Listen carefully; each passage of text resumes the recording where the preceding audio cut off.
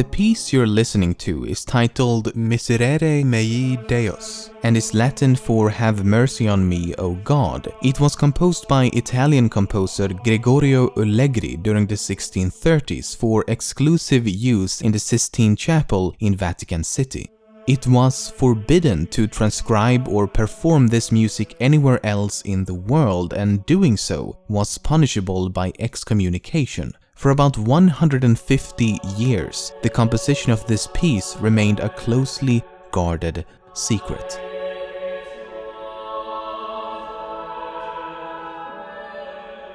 During 1770, 14-year-old Wolfgang Mozart happened to be visiting Rome. On the 11th of April, he attended a performance at the Sistine Chapel and heard this piece for the very first time. Enchanted by the beautiful performance, Mozart returned home and almost perfectly transcribed the entire 15-minute-long, 9-part choral work from memory.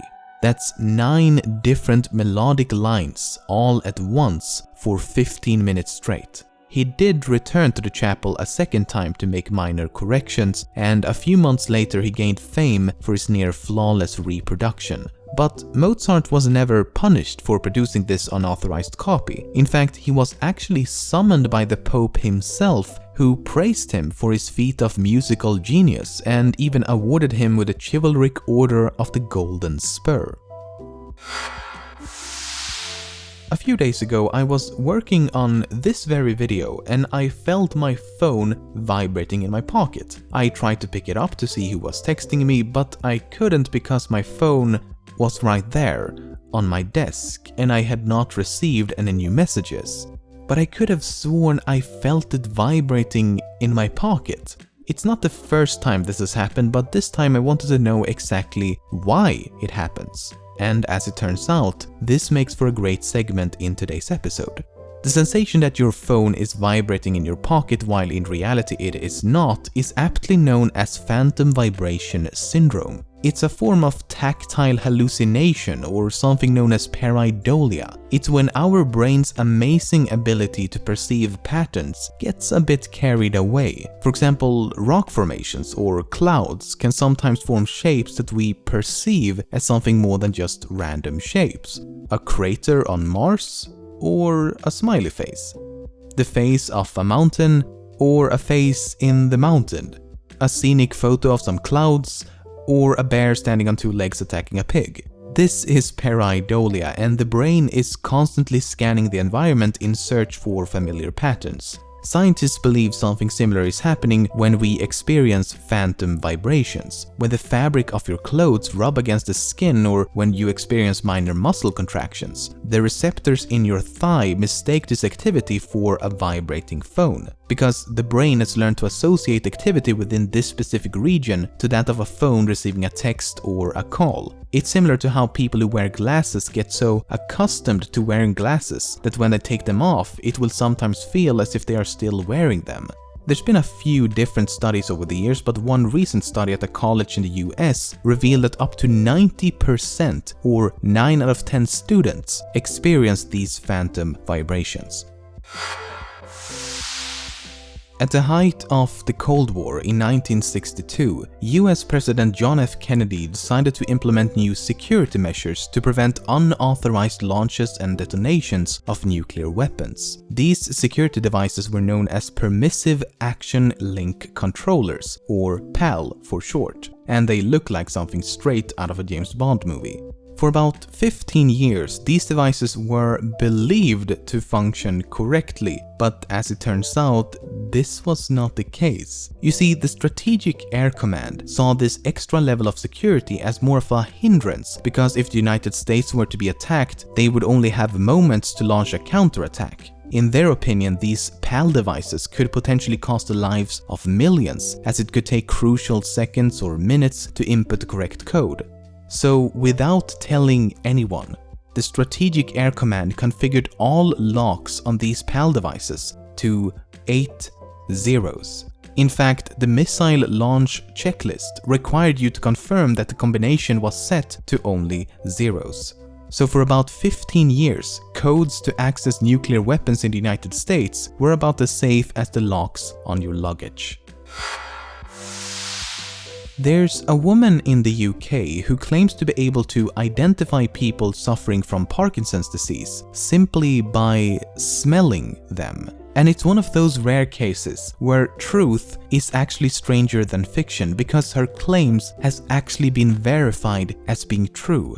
A team of researchers recruited 12 people, 6 with Parkinson's disease and 6 without. They were all asked to wear a t-shirt for a day and then bring it back. The woman named Joy Milne was then asked to smell each t-shirt to identify who had Parkinson's and who did not. Her accuracy was 11 out of 12.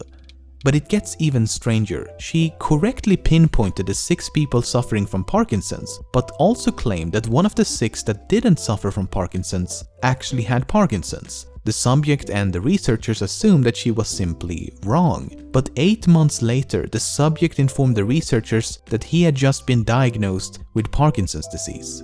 So Joy was actually 100% correct, and she could somehow identify this disorder long before any obvious symptoms had begun to appear. Scientists believe that changes in the skin of people with early Parkinson's produces a particular scent linked to the condition. Hopefully, further testing will result in an easy way to identify the disorder at an early stage, as it's quite difficult to do so at the moment. What was so extraordinary about New Year's Eve 1999? I actually want you to guess, so I'll give you a few seconds.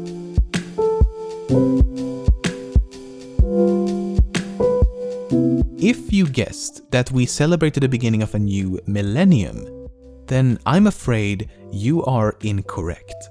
The current millennium, known simply as the third millennium, actually began on the 1st of January 2001. That's because there was no year 0. Year 1 BC was immediately followed by the year 180, so because we count years from 1 instead of 0, we offset the entire system, which means the same is true for centuries and decades.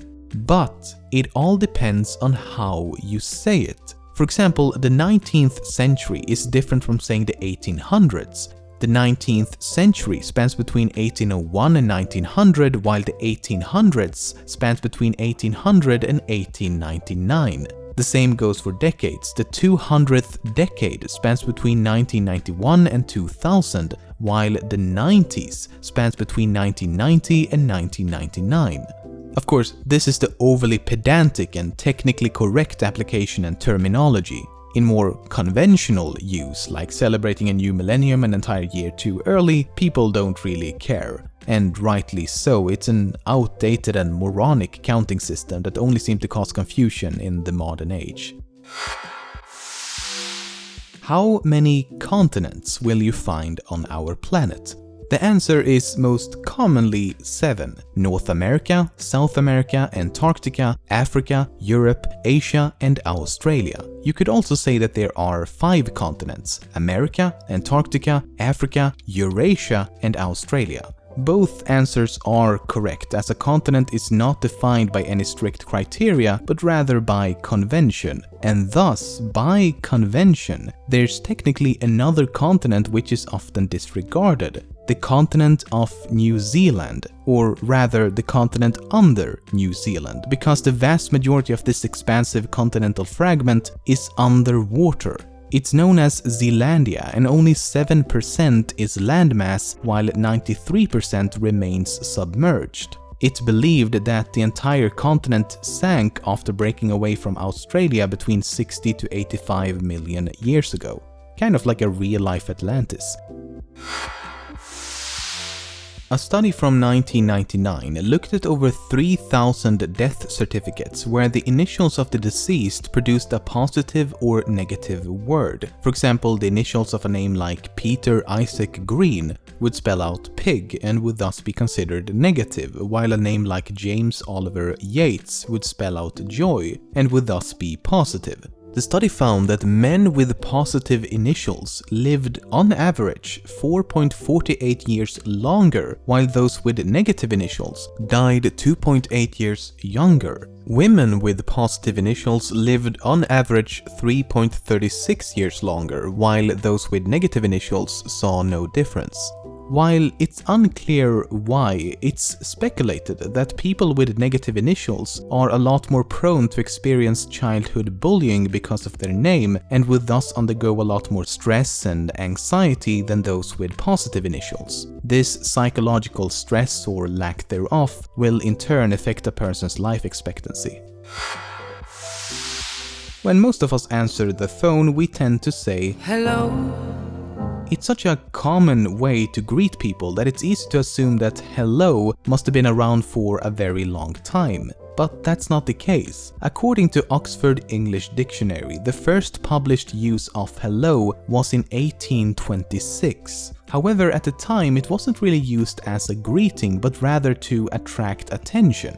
In 1877, with the recent invention of the telephone, Thomas Edison wrote in a letter, "I do not think we shall need a call bell, as hello can be heard 10 to 20 feet away." It wasn't long until hello became the natural and proper way to answer the phone. However, the actual inventor of the telephone, Alexander Graham Bell, had already proposed the use of the word ahoy as a proper telephone greeting, which did make a lot more sense at the time, as ahoy was a common greeting among sailors. While ahoy didn't really stick around, Bell was so stubborn that for the rest of his life he continued to answer the phone with a stern ahoy.